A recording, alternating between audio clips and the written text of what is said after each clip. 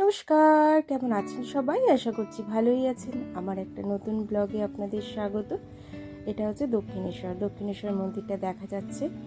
তা মাকে প্রণাম করে বেরিয়ে পড়লাম ছোট্ট একটা ট্যুর করতে আমরা। যেহেতু শরীরটা কদিন খারাপ ছিল, তা নেমন্তন্ন ছাড়াই কিছু রোগ বাড়িতে চলে এসছে। তা আমার তার জন্য মনটা খুবই খারাপ। সেই তুলনায় আমার হাজব্যান্ড বলল যে চলো তাহলে, তোমার যখন ঘরে থেকে মনটা এতটাই খারাপ, তোমাকে একটু ঘুরিয়ে নিয়ে আসি। তাই বেরিয়ে পড়লাম ভোরবেলা গাড়ি নিয়ে ঘুরতে। তাই 2 দিনের মতো ট্যুর করব, তাই জন্য সকাল সকাল ভোর ভোর বেরিয়েছি। বৃষ্টি পড়ছিল, রাতেও বৃষ্টি হয়েছে, কিন্তু বেরোবো যখন বলেছি বৃষ্টি মাথায় নিয়েই বেরিয়ে পড়েছে দুজনে মিলে। তাই এখন যাচ্ছি।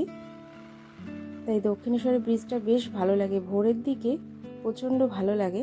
তাই একটুখানি দাঁড়িয়ে মাকেও দর্শন করে নিলাম আর পুরো চারিদিকটা দেখলাম, বেশ ভালো লাগছে দেখতে। আর এই হাই রোড ধরে যাচ্ছি, ভয়ও লাগছে, কোনোদিন যেহেতু যাইনি, এই ফার্স্ট টাইম অভিজ্ঞতা, তাই একটু ভয়ও লাগছে, কিন্তু ভয় কাটানোর জন্য তো যেতে হবে, এই জন্যই যাচ্ছি। আর নতুন যেহেতু গাড়িটা কিনেছি, তা একটু ঘুরেই আসি।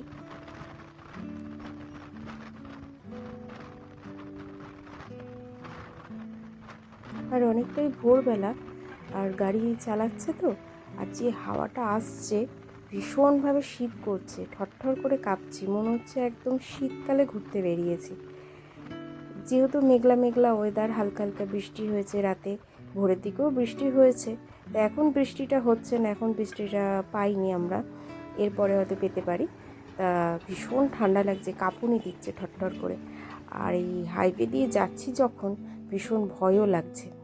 ঠিক আছে, যাই হোক, আমরা যখন ঠিক করেছি যাব, তো যাবই। তা ওর যেহেতু খুবই ঠান্ডা লাগছে, তো একটু দাঁড়িয়ে দাঁড়িয়েই যাব, জানি না কতটা টাইম লাগবে, দেখা যাক কতটা টাইম লাগে।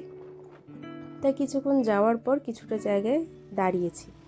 এই জায়গাটায় দাঁড়িয়ে আমি ওকে বললাম তাহলে 1 কাপ চা খেয়ে নাও, শরীরটা একটু গরম হবে, তারপর গাড়িটা চালাবে। তাই একটুখানি দাঁড়িয়ে একটু চা খাচ্ছি। তাই চা এখানে উনি করছে, তা আমরা একটু বসে আছি আর এই চারিদিকটা দেখছি, আর বেশ ভালো লাগছে। আবার চাটা খেয়ে বেরিয়ে পড়লাম। এই সামনে টোলটা আছে, টোলটা ক্রস করলে আবার হাইওয়ে দিয়ে সোজা একদম। বেশ ভালোই লাগলো যাত্রাটা। নতুনত্ব জিনিস তো খুবই ভালো লাগে। তাই এটা খুব ইচ্ছে ছিল, কোনো দিন সম্ভব হয়ে ওঠেনি, তাই আজকে এটা সম্ভব হয়ে উঠলো। তাই জন্য আমরা বেশ ভালোই ঘুরছি। তা ভালোই লাগছে, সোজা একদম যাচ্ছি। আর আমরা যাচ্ছি হচ্ছে শান্তিনিকেতন, বোলপুর শান্তিনিকেতন আমরা ঘুরতে যাচ্ছি। তা এইখানে আমি ছোটোবেলায় অনেক স্মৃতি আছে, ছোটোবেলায় মায়ের সাথে ট্রেনে করে, বাসে করে যেতাম, তা আজকে বাইকে করে যাচ্ছি। বেশ ভালোই লাগছে, ট্রেনের যাত্রাটা একটু আলাদা আর বাইকের যাত্রাটা একটু আলাদা। তাই বৃষ্টি নেমেছে, বাইকটা দাঁড় করিয়ে একটা সাইডে আমরা দাঁড়িয়ে আছি দুজনে মিলে। বৃষ্টিটা কমলে তারপর বেরোবো। আর ভিজে গেছি, অনেকটাই ভিজে গেছি, যেহেতু হাইওয়ে দিয়ে আসছিলাম, তা রাস্তায় সেরকম তো দাঁড়ানোর জায়গা থাকে না, তাই সামনে একটুখানি পেয়েছি, এখানে একটা তিরপল টাঙানো রয়েছে দেখলাম, এখানটাই আমরা দাঁড়ালাম। তারপর ওখানে যে বৃষ্টিটা কমেছে, তারপর আবার বেরোলাম। এই প্রায় বর্ধমানের কাছাকাছি আমরা চলে এসেছি, বর্ধমান ক্রস করছি। আর এই চারিদিকটা দেখছি তো, একটা আলাদা গন্ধ, আলাদা ভেতরে একটা আনন্দ কাজ করছে, একটা আলাদা সৌন্দর্য চোখের মধ্যে ভাসছে, বেশ ভালোই লাগছে। দিনটা এতটাই ভালো লাগছে যে বলার বাইরে।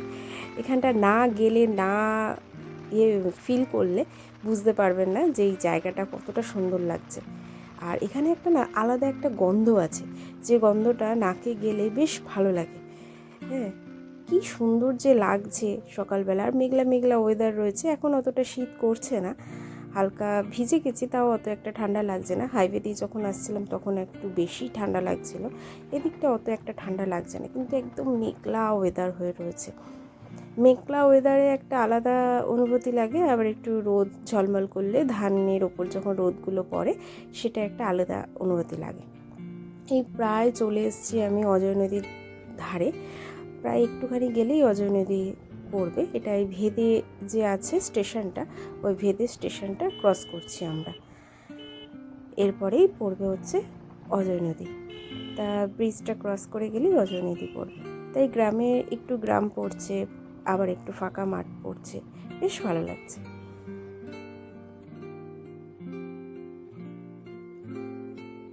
আর একটু নতুনত্ব জায়গা দিয়ে যাচ্ছি যখন, আর একটু বেশিই ভালো লাগছে।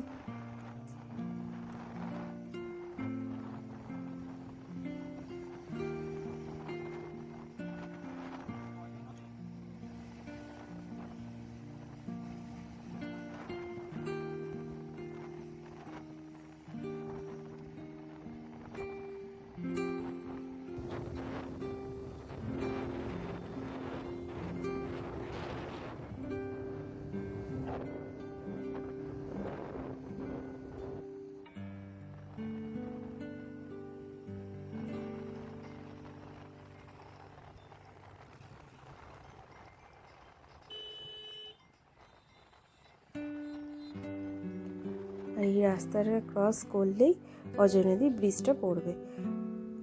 এই অজয় নদী ব্রিজের সামনে চলে এসেছি। এবার একটু দাঁড়াবো, দাঁড়িয়ে চারিদিকটা একটু দেখব। এখন জল সেরকম নেই, জল একদম সামান্য আছে। আর এদিকটা দেখুন ধানও চাষ করেছে। তাই জল যখন না থাকে তখন এদিকটা ধান চাষ হয়, আর জল যখন থাকে তখন তো আর ধান চাষ হয় না। তখন এই সাইডটা পুরো জলে ভর্তিই থাকে। এখন একটা সাইড দিয়ে জল আছে, একদম হালকা জল আছে, একটা সাইড দিয়ে যাচ্ছে। বেশ ভালো লাগছে দেখতে না? অনেক দিন পর যখন একটা জিনিস দেখা যায় তখন বেশি ভালো লাগে। তাই প্রায় চলে এসেছি শান্তিনিকেতনের ওপরে। এই শান্তিনিকেতন স্টেশনটা। এবার এই সোজা গিয়ে প্রায় শান্তিনিকেতন থেকে 8 কিলোমিটার ভেতরে আমার মাসির বাড়ি। তা আমার মাসির বাড়িতে যাব। তা 8 কিলোমিটারে এখন এখান থেকে গাড়িটা চালিয়ে যাব। আর যদি আমরা ট্রেনে আসি তখন আমরা টোটো করে যাই, টোটো করে 8 কিলোমিটার ভেতরে যাই। আমার মাসির বাড়িটা একটু গ্রাম সাইডে, কিন্তু অপরূপ সুন্দর, মানে গ্রামের যেরকম দৃশ্য হয় সেরকমই, কিন্তু বেশ ভালো লাগে ওই দৃশ্য। যেহেতু আমরা একটুখানি টাউনের দিকে থাকি, তাই জন্য আমাদের এই ফিলটা করতে খুব ভালো লাগে। আর এই সোজা গিয়ে ডান দিকে গিয়ে তারপর সোজা একদম বেরিয়ে যেতে হবে, তাহলে একদম মাসির বাড়ি, একদম সোজা রাস্তা।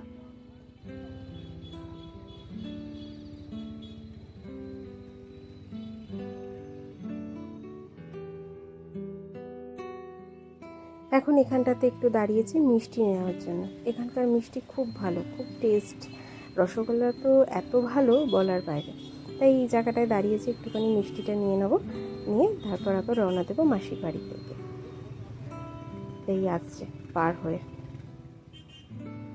এই মিষ্টিটা নেওয়া হয়ে গেছে, এবার গাড়িতে উঠে রওনা দেবো। তা প্রায় মাসির বাড়িতে চলে এসেছি। এই যে আমার মেয়েরা তো আগেই এসছে, আমি বললাম। তা আমার মেয়েরা যেহেতু আগেই এসছে, তাই জন্য এই মাসির বাড়িতে এখন ঢুকবো। তাই মাসির বাড়িটা পরে আপনাদের ঘুরিয়ে দেখাবো। তা এখন এই এসছি সবে, এখন একটু আমরা বসি, একটু রেস্ট নিই। অনেকটা টাইম লেগে গেছে আমাদের আসতে, প্রায় 6 ঘন্টার কাছাকাছি। এতটা টাইম লাগে না, 3.5 ঘন্টার মধ্যে ঢুকে যাওয়া যায়।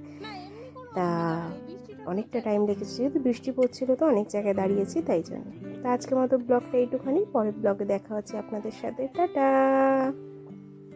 এই যে মা বসে আছে।